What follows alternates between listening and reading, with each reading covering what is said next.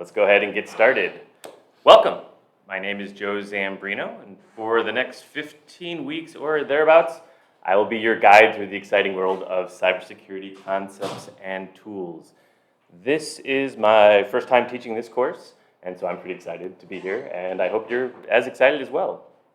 And I could not think of a more exciting way to start the topic of this semester than looking at the catalog entry for the course. So you are in CyBE CPRE 2310, and that rolls off the tongue, for which you all have had the CyBE CPRE 230 or 2300 prerequisite.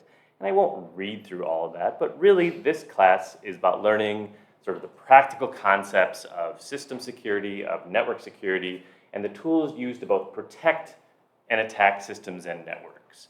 And there's a lot of things listed there that we'll be covering.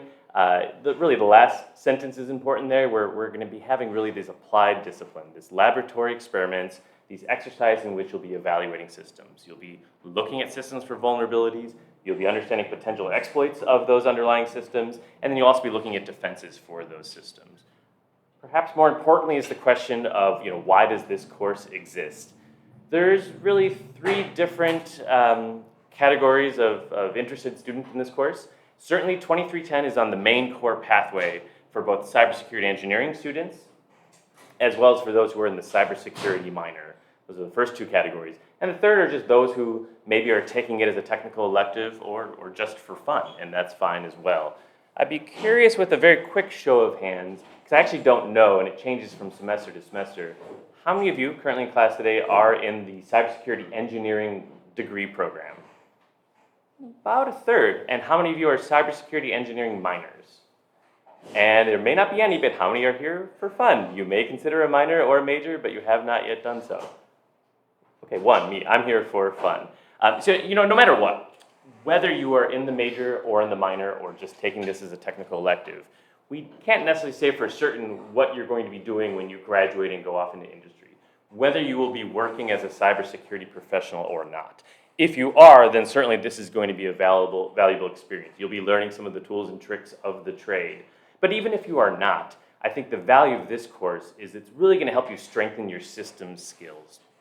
You will become a better computer engineer or better programmer or better systems engineer than if you hadn't learned about some of the things we'll be learning in this course. And certainly, whether or not you yourself will be a cybersecurity professional when you graduate, you will be interacting with those who are. And to understand their motivations, their tools, their techniques, I think is an appropriate learning outcome for a course such as this. And that's why this course exists. What could have been an alternate title for this course instead of cybersecurity concepts and tools? It could have been called Introduction to Pen Testing. So pen testing, or that's short for penetration testing, the idea is you have this simulated attack against an organization or network. We'll talk about this a little bit more, certainly this week and periodically as the semester proceeds. There isn't really any difference in terms of the tools and the technique used by those who are doing pen testing and those who are maybe acting in a malicious manner, the actual quote-unquote hackers of a system. There aren't a set of tools for white hats and a separate set of tools for black hats. We're all using the same software, we're all looking at the same vulnerabilities, we're all looking at the same exploits.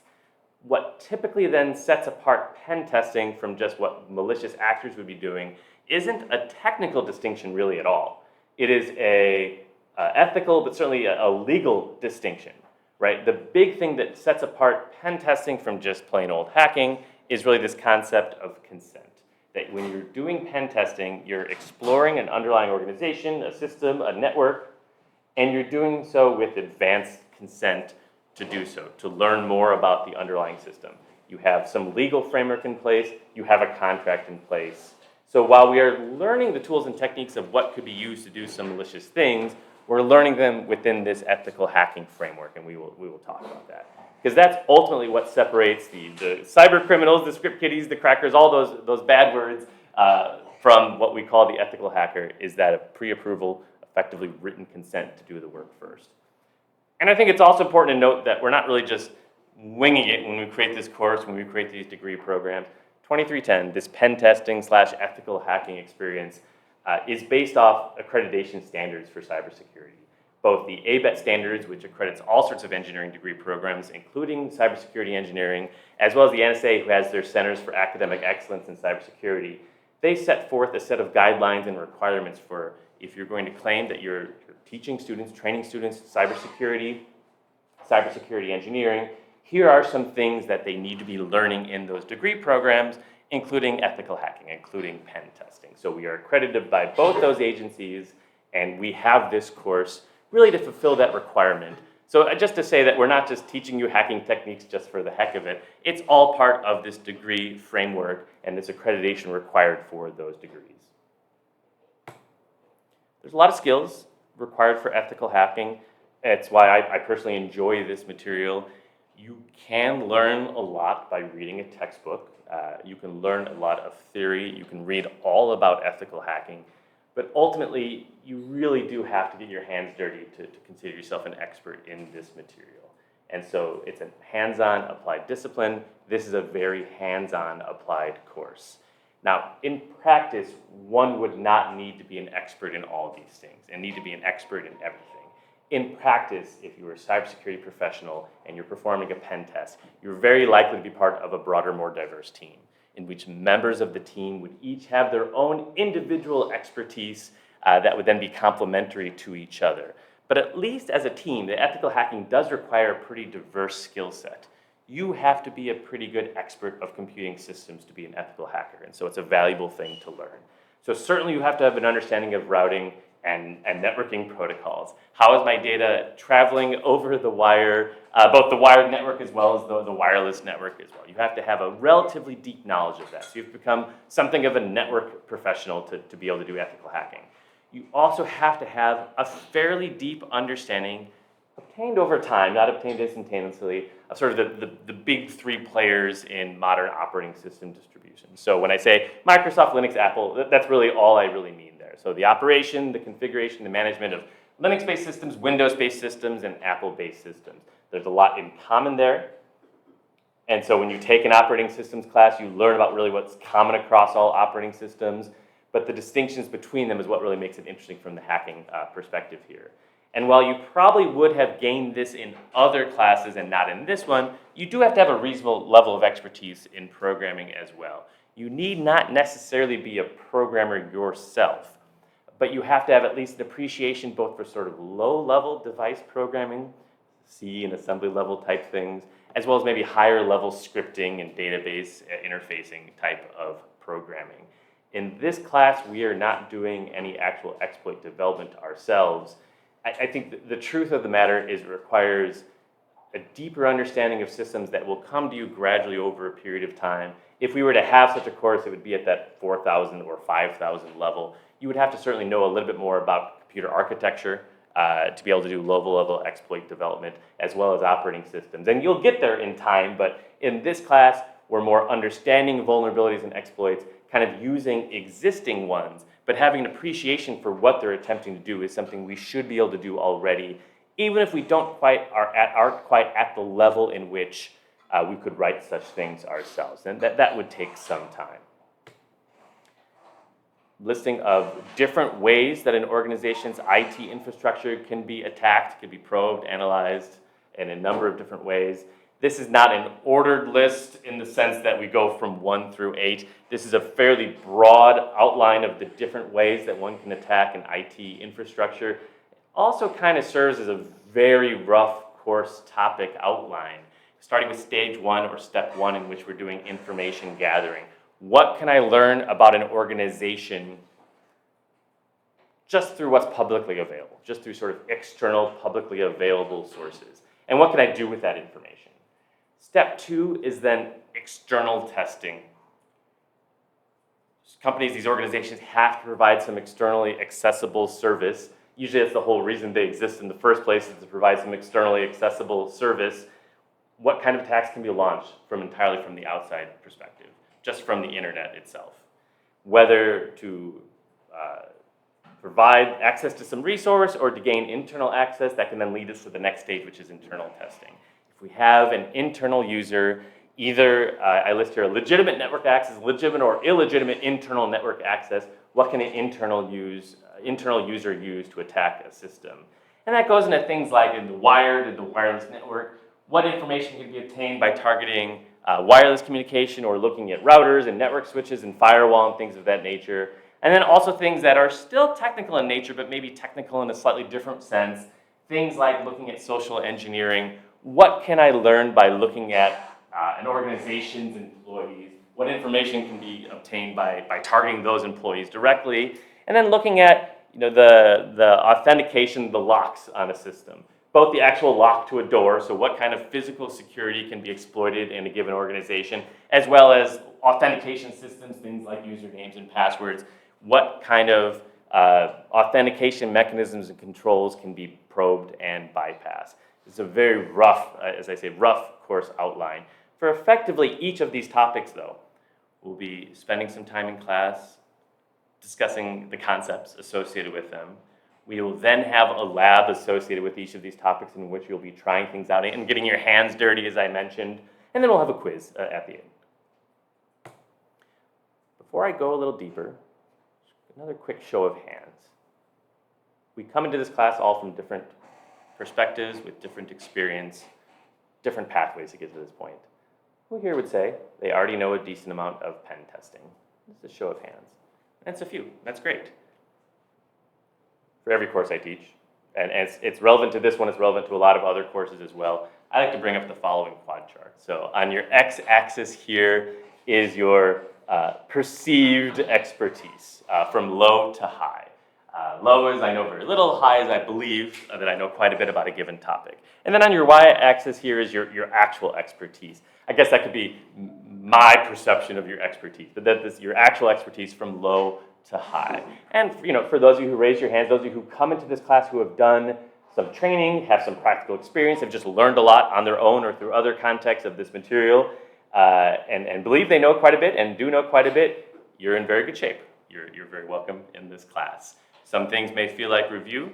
Allow me the opportunity to potentially challenge you further, or you're taking other classes. Not every single class you take this semester needs to be a challenge for you. You're going to do just fine in this class. Follow the rules, follow the instructions, you'll do just fine in this class. So that's that first quadrant that we have there. This next one is a little bit less likely, but perhaps you believe you don't really know very much about this material already, but turns out you actually do. Well, you'll be pleasantly surprised that you actually know quite a bit about what we're covering in this course. You're also going to do quite well in this course. In that next quadrant, we have those of you who come into here believing that you don't know very much about pen testing or ethical hacking, some of the systems things we're learning in this course. You don't believe you know very much, and that's true. You don't really know that much coming into this course. Let me be very clear about this. This course is for you. This course was designed for you. I am glad you're here. You are very welcome. That is the whole point of this course, is to take students who are in this category and help you move into the high expertise category. That's a lifelong journey, but to make progress towards that dimension here. Come to class, pay attention, ask questions, be resourceful, do all the things we kind of expect any sort of professional student to be able to do, and you're going to be just fine in this class. The only category that I sometimes would be concerned about, and I put as a big red X here, but that doesn't mean like you're bad or something, would be those who believe they have a very high amount of expertise, but actually have gaps. They know a lot about certain things, but have gaps with regards to other aspects of the topics in this particular course. You're going to be just fine as long as you have just a little bit of either humility or willingness to take this course on with a good faith effort. So that's my advice for all of you, of course. Put in a good faith effort. Come into this with kind of an open mind about what's being covered here. Put in the work, and you're going to have a perfectly great experience this semester. That's one chart. And then the second chart that's most applicable for those who are in that low quadrant here. This again applies to all sorts of things, where your x-axis here is as time advances, and your y-axis is something good, where in this context, something good may be your skill set, your knowledge, your ability in this type of topic. And the quote that I like is, a little bit of slope makes up for a lot of y-intercept. Meaning we all start at different places in terms of our expertise. I think certainly a course like this, where there's both sort of an academic veneer on this material, and then there are those who learn it through just their own self-pace or just through their life experience, We are all starting at different points along this this y-axis here. But a little bit of slope makes up for a lot of y-intercept. That effort can really allow you to catch up. And put in a good faith effort, and you're going to have a successful semester.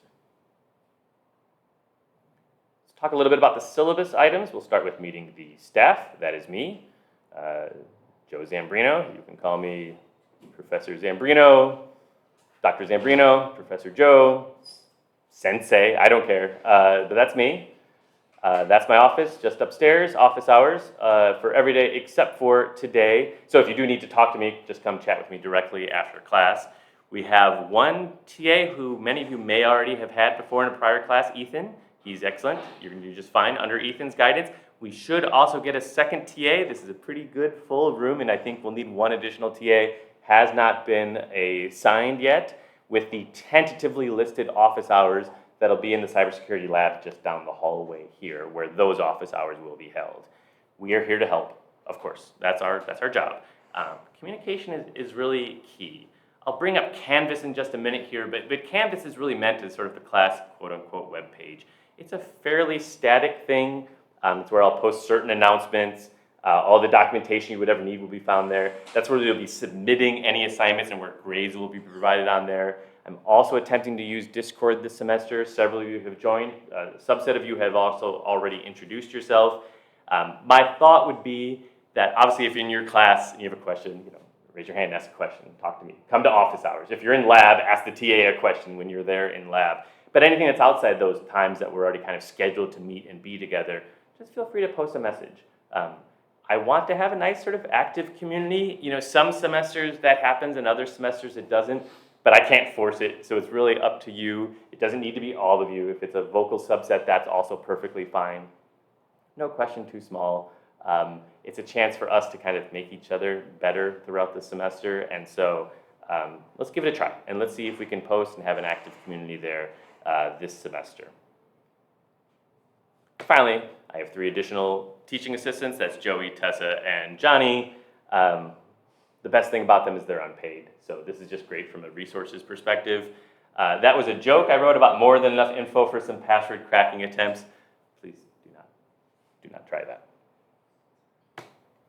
Talk a little bit about the general course organization, and what I'll do is I'll just open up Canvas now. So if you haven't been there yet, here is Canvas, sort of your view from Canvas.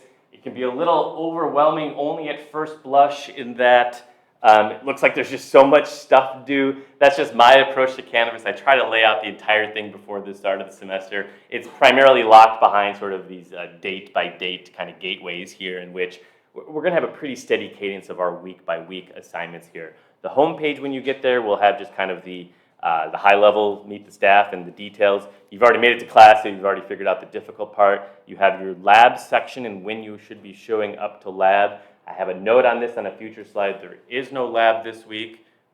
You're welcome to go there, but there'll be nothing to do. You can check to make sure that you can log into the computers there, but that's about it this week. We'll start our labs next week. We have the entire syllabus is listed here under that syllabus tab here. That is my contract with you this semester. I am not going to waste your time in kind of reading it line by line. But as a professional student who cares about your success, you should probably just read through it to make sure you are aware of all the course policies. I reserve the right to change typos, but in general, this is going to be our syllabus throughout the semester, including things which I will bring up about grading information, when the labs are due, how we're going to do class participation, and things like that. So take a moment after today, and it should take about 5 minutes to read through the syllabus and how to submit things and to make sure you can be an active participant in this class. And then we have the schedule tab here, and this is pretty tentative. I mentioned this is my first time ever teaching this course. I know it has to be covered, so that's not going to change. The actual topics won't be changing, but whether it takes 1 day or 2 days or 3 days for a particular topic, really that's kind of dependent on the class and how you feel about the material and whether we're having good discussions and there's good energy, or I can tell you're over it and I'm over it and we want to move on from a particular topic. So it will roughly follow this basic blueprint of what our semester will look like. We have 12 major topics, so So there's 12 sets of lectures that we have associated with it. For each of those topics, absent our kind of introductory topic here, there's going to be conceptual things covered in class. Lecture slides, eventually videos posted to YouTube. For each conceptual topic, on our Thursday, we will have a quiz. That is, for the most part, going to be an attendance quiz. You do have to attend, so I'll see you on Thursday. Obviously, we haven't covered anything. This Thursday's attendance quiz will be click a button to indicate that you're alive. So, and my thought was for those, I call them micro quizzes, you can retake it as many times as you want. My expectation is everybody gets 100% on those micro quizzes. And if a micro quiz comes, MQ03, and everybody's getting a question wrong, it's quite possible I made a mistake. So just raise your hand if that happens, and we can take a look at it very quickly here. So those will be our micro quizzes, and we will have one every single Thursday. So come to class. We'll do it at the beginning of class on Thursday. My expectation is those quizzes take 4 to 5 minutes. They're not meant to be strenuous exams. They are checking that you're here physically and checking that you're here mentally, and you will get 100% on those quizzes. And then every week we will then have a lab associated with that week's topic. I try to keep them pretty well aligned with each other. We'll be learning about next topic of footprinting and reconnaissance, and the lab is called passive information gathering, but it's actually the same thing. So that is 2 topics that are directly related to each other, and that is the hope throughout the semester, that we keep things pretty much synchronized with each other. Sometimes we're a week behind, sometimes we're a week ahead, but generally we learn about something, we do something in the lab, we take a quiz about that something, and so it should be pretty obvious when you come to class each day what we'll be covering that particular day. And I'll talk a little bit about other things with regards to the schedule, but there is related reading associated with each of these topics as well. I provide the lecture slides. The only reason some faculty can be hesitant to doing so is the thought that students then treat the slides as a textbook, but they're not, right? They're really meant to be a very high-level distillation of what can be a deeper topic. We can only cover so much. We only meet twice a week here for 50 minutes, right? And so we do have these backing resources. Certainly, I'll mention this in a bit, you don't have to read the textbook, but it's there for you. It's freely available for you to be able to read and to learn more and to ask questions and to learn a little bit more deeper than what we're potentially able to do in class. Any questions so far? We doing okay? Everybody's very quiet. Okay, it's the first day. So I mentioned the 2 textbook resources. We have 2 of them. They are online adaptions of a fairly typical certified ethical hacker certification guide. And I hear from students periodically about the various certifications. Certainly it's more prevalent in cybersecurity than in other closely related engineering fields. And students have asked me, well, can I do my CEH certification after having taken this class? And the answer is pretty much yes. These books are written towards specifically that audience. That's why they're not really required in the sense that you must go and have a physical copy of those books. So it's a little bit different to some extent than what we do in this class.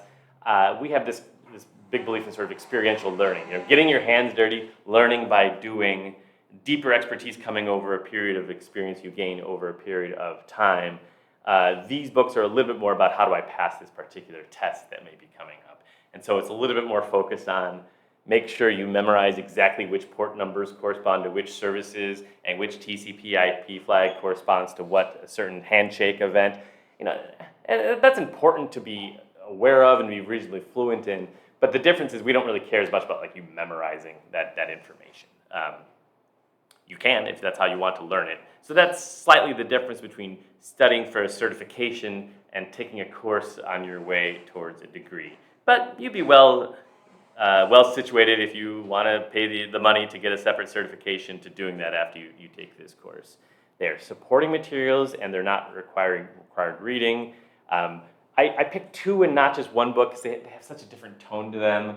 The Matt Walker book, he's kind of telling a story throughout the book, and it's like his life story, I don't know.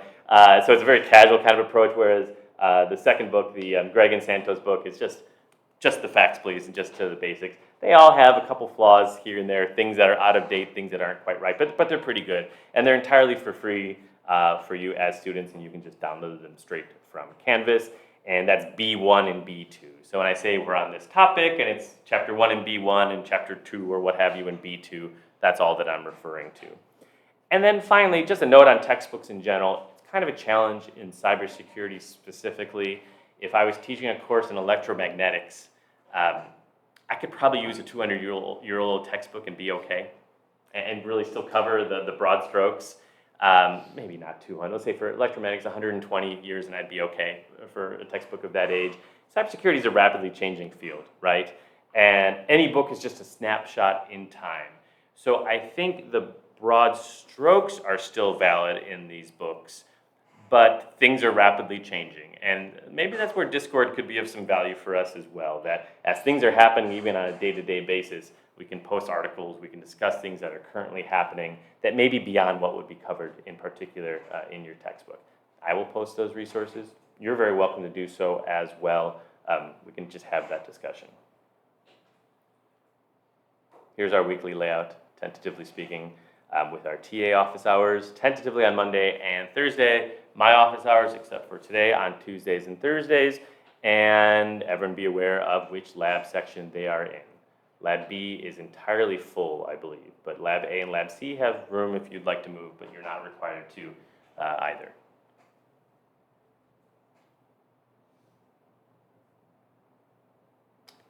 Talking a little bit more about the syllabus, here is some of our grading policies. This is a hands-on experiential learning. I think I've said it enough here. And the grading reflects that we spend time in class. Hopefully I don't bore you too much. Hopefully we have some good discussion in class. But the majority of this class's experience is meant to be in the lab. I think you will find that there are several labs that you will be able to get done in the lab time itself. But that is not a requirement, and that is not necessarily by design. So you get started on them during that lab period you have. You complete them on your own asynchronously during the subsequent week before the next lab begins. They are meant to be the core experience in this course. It's worth 55% of your class grade. I say this somewhere later on. I guess I hinted at it here as well. I'll be using the default ISU grading scheme for A, B, C, D, and all those things. At least that's been my philosophy in almost every class I teach.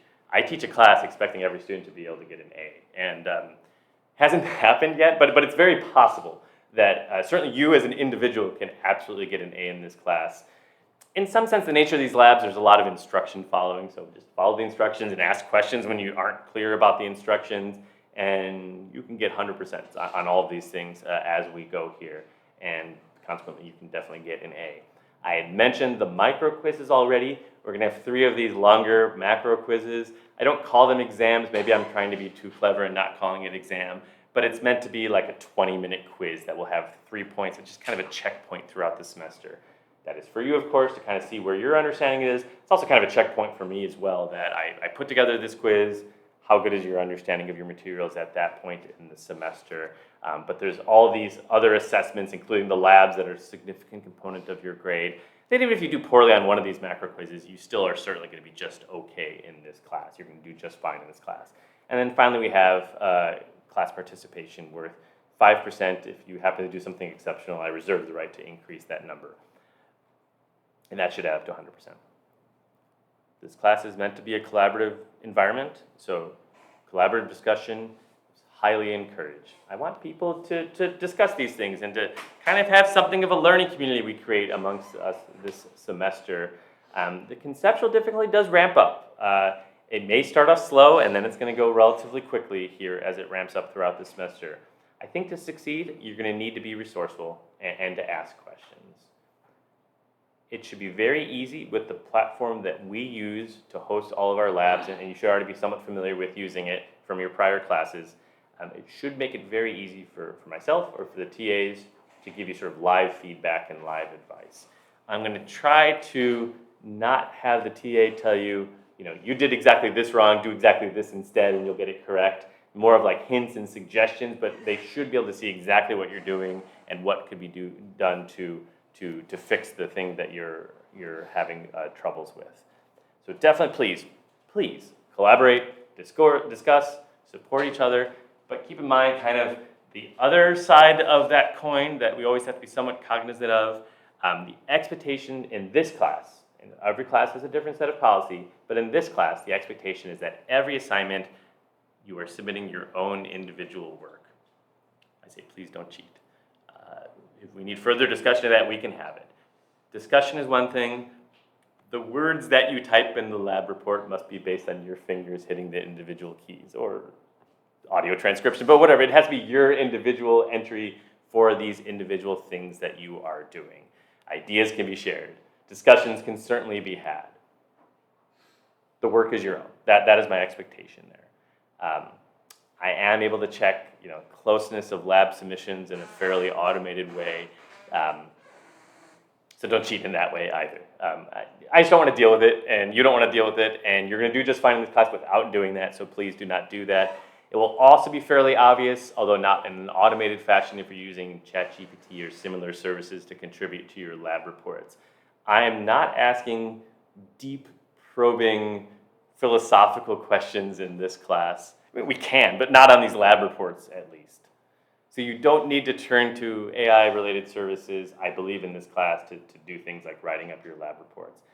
It'll be fairly obvious if you do so. It's in the syllabus that you should not do so. When in any doubt, just ask me if there's an issue with what you're trying to do, and I will let you know right away. Questions about grading, class policies? Class participation is 5%. If I know who you are at the end of the semester, you should be able to get that 5%. One way for me to know who you are is to raise your hand, to say something in class, to post on Discord, and then eventually I will know who you are. So it doesn't have to start today, but maybe on Thursday. My goals as the instructor, beyond a class 4.0, I'd be ecstatic if that was the case. My goal is to make your experience as enjoyable and informative as possible. Let's have fun. Not every class needs to be a grind in that sense. Let's have fun with this class. Fun is relative, but let's create some fun, I think, yet challenging, valid, fair labs and other assessments in this class. I don't want you to feel like you're ever cheated in terms of what you're being asked to do in this class. As I talk a little bit more about labs, and maybe on Thursday I'll bring that up, they are a little bit color by number, certainly to start. Do this, then do this, then do this, then do this. For good or bad, that's kind of the nature of what they are to start. But they do definitely open up as the semester goes on, and there's fewer numbers, but you're just given a bucket of paint and told to do what you need to do. And certainly my goal in this class, given that people are coming into this class from a few different categories, right, in terms of in the major, in the minor, taking for fun, is to motivate you to learn more. If your schedule allows you to learn more, this is a required class for those in the major or the minor, and obviously there's a very clear pathway for those students, but there are now a number of other classes that you get to take that kind of directly, also sort of indirectly feed off of what you are learning in this class. And that's part of my job, is to motivate you to want to take those classes. Some of these would be required, others are just sort of elective for you. Some get to the 4,000 level, some get to the 5,000 level as well. But we study a very small amount of cryptography, a very small amount in this class, and you have a whole class on taking that next. And hopefully you're motivated to even learn more. Or as we study aspects of operating systems, there's certain things we can't or don't do in this class because you don't have a formal operating systems training yet. My hope is when you take those classes or get the opportunity to take those classes, you want to learn more, and there's a number of those classes. And same for forensics or for network security as well. There's more ways you can grow and gain more depth as a cybersecurity engineer, and my hope is at the end of this class you're motivated to do that. And then finally, I want to be effective. So that's my goal. And everything that I do here, I take teaching very seriously, and it's my job, and I try to be very good at my job. So if you find I'm not being effective, I'd rather you let me know now versus, at the very end of the semester. And as I said, it's my first time teaching the course, so let's try to improve the experience. If there's ways we can do it, I'm all ears. I'm all happy to listen to your suggestions as well. So we have the 12 labs. That's the basic hands-on learning component of this course. It's going to use that Ice Age Internet Virtualization Security Test Bed, similar to 2300's setup. Quick show of hands, also just the awakeness test. How many here have used that Ice Age VM environment before? That should be everybody. It's not a trick question. Okay, it's going to be quite similar to what you do in 2300. Some of the consequences of that setup, I'll start with point 3 first. That lab infrastructure gets deployed by me and changes on a weekly basis. It's not actually every week, but I think there's 4 different points during the semester in which different parts of the lab either get added in terms of the network that's provided for you or removed. And so there's a little bit of a cadence of when labs are available, when they should be submitted by. They're kind of a consequence of that. So for next Tuesday's lab, it actually is less of an issue for the first lab, but starting really in that second lab, the lab will be released as of 6 a.m. That morning of the lab, and then would be due midnight the night before the following lab session. It's kind of awkward the way I wrote that, but just to explain that one more time. Your lab, let's say it's on Tuesday. Lab would be available for you to take a look at that morning. Feel free to set your alarm and get up and go check out the lab at 6 a.m. And would be due then Monday at midnight.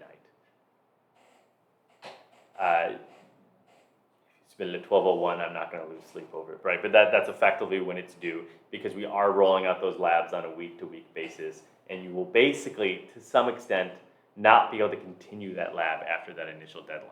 The labs are all designed to be doable within that time frame.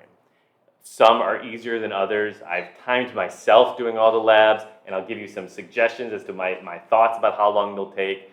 But I've been doing this for quite a long time, so it may take me less time than it would take you doing it the first time around, but they are all intended to be doable within that time frame. So that's underlined. Late work will not be accepted. Emergencies happen. You have to communicate with me, but that is the policy of this course, and that has always been the policy of this particular course, that things have to be submitted on time. Be a professional student, set calendaring reminders to get things done on time, and we're going to be just okay in this class. Other policy consequences of that setup, the first 10 labs I would say are fun. I think they're enjoyable, but they're also, I think, straightforward in some sense. Now, again, in some sense, you're also kind of learning a new language of talking about systems and the pen testing that we are doing here. So what may seem straightforward to me may in fact have a lot of ambiguity to you. And that's okay. I'm going to claim that that's all by design when that does happen. But you're supposed to be able to get through every component of every lab, certainly for those first 10 labs. And labs 11 and 12 are the last 4 weeks of the semester. Those are more open-ended, also still fair. That's what we're calling effectively the final project in this class. This virtualization environment does kind of necessitate that we rely entirely on the lab report as the mechanism to evaluate how you did on that lab. It's very hard for me to kind of jump into your systems and determine what you did. You need to write about it. I try very hard as I put together like the templates for the labs in this class to say, for lab number 3, please write the answer to this question. Please include this screenshot. Please now write the answer to this question. It should be very obvious when you submit the lab report. You should actually know what grade you're getting on the lab as you're submitting the lab. That's my hope as we've developed those labs. The other consequence of that policy, though, and this has always been the case for this class, is lab attendance is mandatory and graded. So I need to know if that's an issue for any of you. You sign up for a lab section, the expectation is you go to your lab section every single week this semester. No questions about that, but that is the policy for this particular class. And there's no lab this first week. Let's have our very first ethics chat. Won't be our last. It's a learning outcome in this class. It's not just me being a nag about this particular material. The tools we use, as I already mentioned, are the same as the tools. They're very legitimate. They are legitimately the actual tools used by actual attackers, actual hackers in actual attacks. Again, there's no separate set of academic, white hat hacker only set of tools and the quote unquote real tools. We are using the real tools. You will be deploying a real botnet this semester. A very legitimate real botnet. Consequently, you have to be careful. And we have to be careful, but then you have to be careful. You are only supposed to use the tools, the techniques that you are learning within the constraints, within the confines of the lab environment we provide for you in this class. Even if it would be fun to try things out otherwise. So I don't know how best else to say this. Don't use it on the ISU network. We're using it on a virtualized network. That's the whole point of that entire project, why we spare really no small expense in creating this sort of virtualized environment, this virtualized internet for you to be able to use. Do not use them on the ISU network. Don't use them at fun for home on your apartment. Please do not do that. Don't use them anywhere on any public network. I am not necessarily responsible for what you do outside this course, to the extent that I've at least claimed this in several places throughout the course, that you were not to do such things. There's a whole bunch of acronyms there, including the Patriot Act, which is also an acronym, but certainly the CFAA is the one that they can get you for if you use several of the things we talk about in this class outside of the confines in this class. And outside the confines of an actual pen testing agreement as part of a legal framework entered into with a company to do a penetration test of their organization. There's all sorts of other resources available for you that I can share with you after you're done with this class if you want to continue to learn about these things in a legal, secure, virtualized, safe environment. So you're not limited to just what you do here at Iowa State, but my very emphatic advice is don't take your work home with you. It's not a good idea in this class.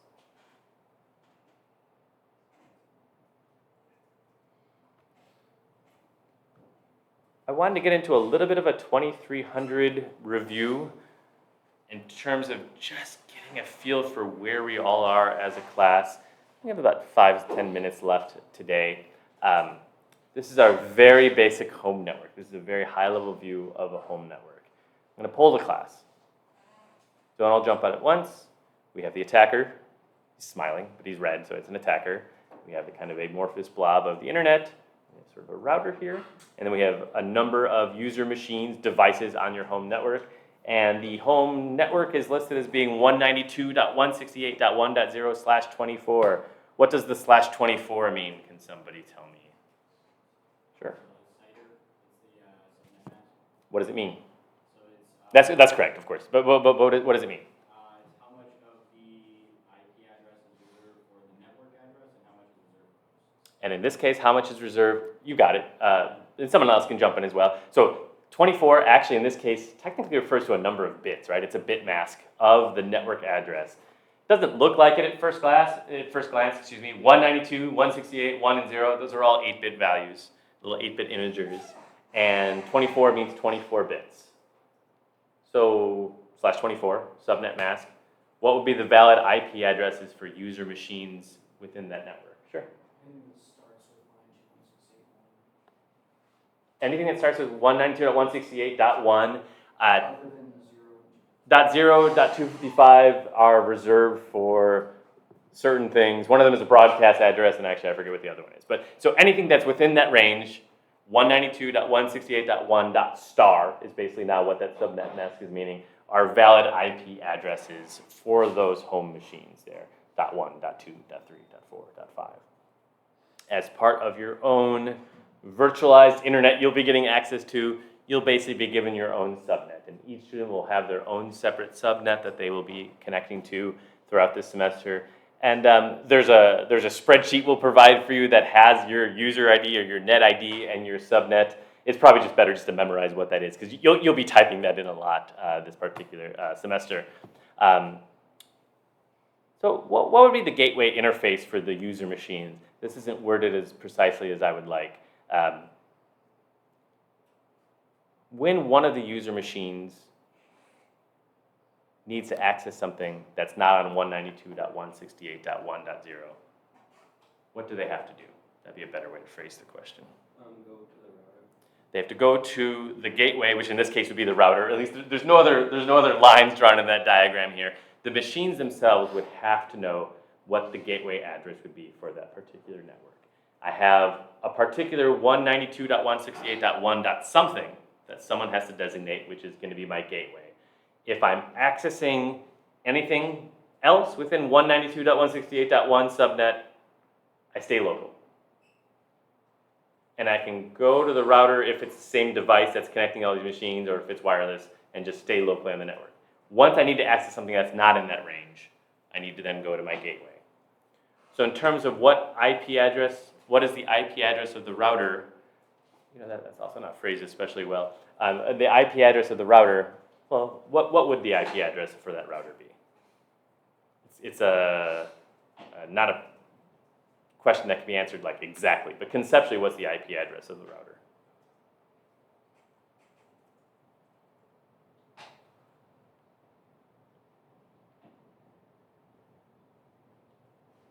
It would have two addresses, right? Okay. One would be that gateway address, which is on the right-hand side here. What do all these user machines need to be able to access to get to the internet? And then there's still something else here. There's an internet service provider. There's a next level gateway, effectively, in which the internet service provider would say, here is your capital I internet address for that side of that particular router.